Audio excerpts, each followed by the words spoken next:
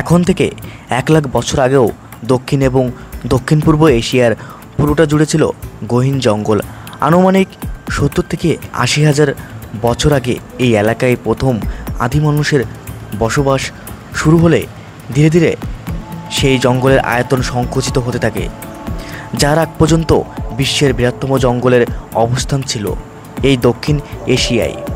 যদিও বর্তমানে খেতাব দক্ষিণ আমেরিকার অ্যামাজন জঙ্গলের মাথায় উঠেছে, যাই হোক সুপ্রাচীন সেই জঙ্গলের বিশাল একটা অংশের অবস্থান ছিল ভারত মহাসাগর এবং বঙ্গোপসাগর সংলগ্ন উপকূলীয় এলাকায়। প্রাকৃতিক কারণেই উপকূলীয় এলাকায় জঙ্গলের চেহারা ক্রান্তীয় বনের বদলে ম্যানগ্রোভ বনে পরিণত হয়। ম্যানগ্রোভ বনের অন্যতম বৈশিষ্ট্য এই বনের উদ্ভিদগুলো দিনে একাধিকবার সমুদ্রে জোয়ারের কারণে নোনা পানিতে অর্ধেক ডুবে থাকে।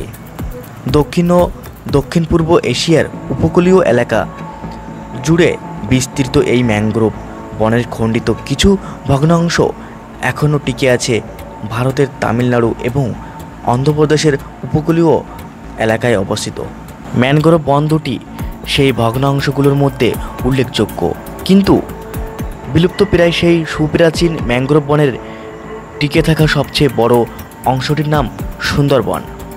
বাংলাদেশের দক্ষিণ অঞ্চল এবং ভারতের পশ্চিমবঙ্গ রাজ্যের দুটি জেলা মিলে বিস্তৃত এই বনটি এখনও বিশ্বের বৃহত্তম ম্যানগ্রোভ বনের খেতাব ধরে রেখেছে। আপনাদের সুন্দরবন সম্পর্কে জানাতে এই ভিডিওটি তৈরি করা হয়েছে। চলুন তবে দেরি না করে শুরু করা যাক। বাংলাদেশের খুলনা বিভাগ এবং ভারতের পশ্চিমবঙ্গ রাজ্যের উত্তর ও দক্ষিণ 24 পরগনা এই দুটো জেলা মিলিয়ে বিস্তৃত বিশ্বের বৃহত্তম ম্যানগ্রোভ বন। সুন্দরবনের মোট আয়তন প্রায় 10,000 বর্গ কিলোমিটার। মোটা দাগে এই শতকরা প্রায় 60% বা 6,000 বর্গ কিলোমিটারের মতো এলাকা বাংলাদেশে নিয়ন্ত্রণে রয়েছে, আর বাকি শতকরা 40% বা 4,000 বর্গ কিলোমিটারের মতো এলাকা ভারতের নিয়ন্ত্রণাধীন। জমি মাপযোগে প্রচলিত এককে হিসেবে এই সুন্দরবনের আয়তন প্রায় 25 লাখ একর। বিস্ময়কর ব্যাপার হলো বিশ্বের দ্বিতীয় বৃহত্তম ম্যানগ্রোভ বনের আয়তন মাত্র 3,000 একরেরও কম।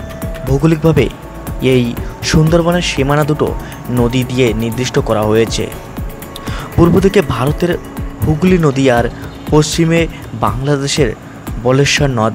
এই দুটো জলাধারার মধ্যবর্তী ম্যানগ্রোভ বনাঞ্চলের আনুষ্ঠানিক নাম সুন্দরবন। এই বন অঞ্চলটির নামকরণ নিয়ে একাধিক মতবাদ প্রচলিত রয়েছে।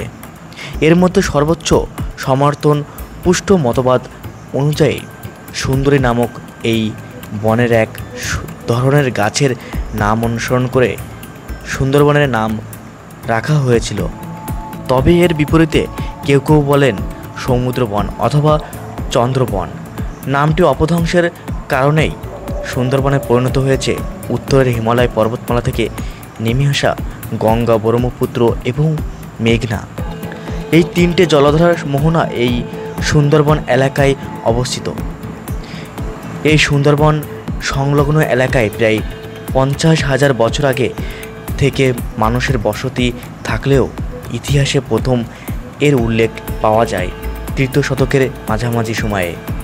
প্রায় 1,800 বছর আগে এখানে চাঁদ সওদাগর নামক এক ব্যক্তি একটি জনপদ প্রতিষ্ঠা করেছিলেন। প্রত্নতাত্ত্বিকরা সুন্দরবনের বাঘমারা এলাকায় এই চাঁদ সওদাগরের হাতে গোড়াপতন হওয়া একটি প্রাচীন শহরের ধ্বংসাবশেষ আবিষ্কার করেছেন। এরপর 1,000 বছরের বেশি সময় ইতিহাসের পাতায় এই বন অঞ্চলের উল্লেখ করা হয়নি। অবশেষে 13-10 শতকের শোষিত মোগল শাসন আমলে আবারও এই সুন্দরবনের কথা বলা হয়েছে। বিশেষ করে মোগল রাজবংশের তৃতীয় সম্রাট আকবরের শাসন আমলে তার সেনাবাহিনীর আক্রমণ থেকে প্রাণ বাঁচাতে স্থানীয় অনেকেই গহীন সুন্দরবন এলাকায় আশ্রয় নিয়েছিলেন। পলাতক এই মানুষগুলো তৈরি করা বাসস্থানগুলো সপ্তদশ শতকে পর্তুগিজ জলদস্যুদের দখলে চলে যায়। এই আস্তানাগুলো থেকে তারা নিয়মিত মোগল ভারতের বিভিন্ন জনপদে হামলা চালাতো। এখনও অনেক প্রান্তিক মানুষই এই সুন্দরবন ও তৎসংলগ্ন এলাকায় স্থানীয়ভাবে বসবাস করে। এদের একটা বড় অংশের জীবিকা উপার্জনের একমাত্র উপায় মাছ শিকার।